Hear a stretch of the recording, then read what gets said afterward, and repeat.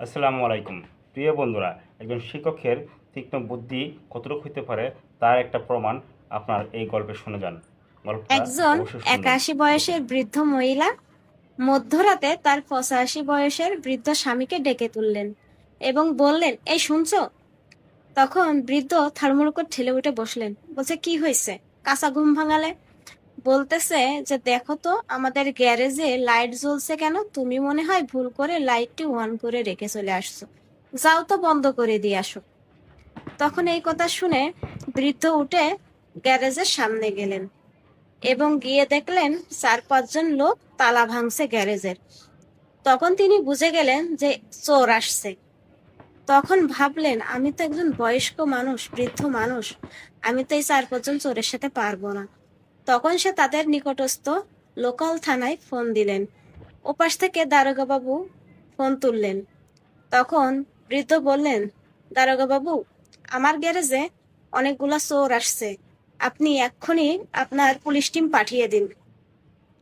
তখন দারোগা বাবু বলতেছে, আমাদের পুলিশ টিম অন্য জায়গায় টহলে গেছে, তারা আসুক, তারপরে আপনাদের ওখানে পাঠাচ্ছি। এই কথা শুনে বৃদ্ধর খুবই রাগ হয়ে গেল, প্রেশার হাই হয়ে গেল, প্রচন্ড রেগে গেলেন। এরপরে বৃদ্ধ ৫ মিনিট পরে আবারও থানায় ফোন দিলেন। দারোগা বাবু আবারও উপস্থিত বলে উঠলেন, কি ব্যাপার? আপনাকে না বললাম যে আমাদের পুলিশ টিম টহল দিতে গেছে, আপনি কথা বোঝেন না? তখন বলতেছে যে, স্যার একটু ব্যস্ত, আসেন, না হলে তো সমস্যা।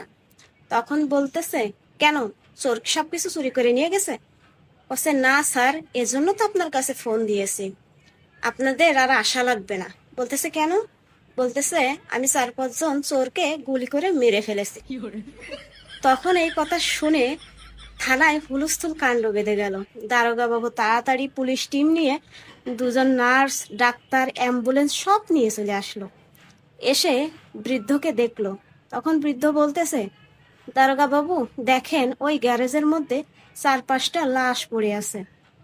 তারপরে তাড়াতাড়ি করে গ্যারেজের মধ্যে গিয়ে দেখে ৪-৫ জন চোর গুটিসুটি হয়ে কাঁপতে কাঁপতে বসে রয়েছে। তখন চোরগুলো ভাবতেছে, কি হলো, কেবলমাত্র তালা খুলে ভিতরে চলে আসছি, এর ভিতরে এত পুলিশ, এত কিছু কিভাবে সম্ভব? তখন দারোগা বাবু বৃদ্ধকে জিজ্ঞাসা করতেছে যে, কই, এখানে তো লাশ পড়ে নেই, এখানে তো সবাই ভালো রয়েছে। তখন দারোগা বলতেছে, আপনি এই বয়সে মিথ্যা কথা কেন বললেন?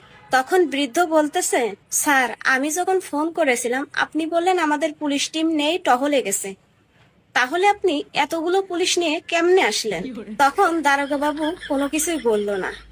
তখন বৃদ্ধ বলতেছে, স্যার, আমার বয়সটা এমনি এমনি হয়নি, অনেক কিছু পার করে জীবনে এসেছি, বয়সটা আমার এমনি এমনি হয়নি। সোজা আঙুলে ঘি না উঠলে আঙুলটা কেমন করে বাঁকাতে হয় সেটা আমার জানা আছে।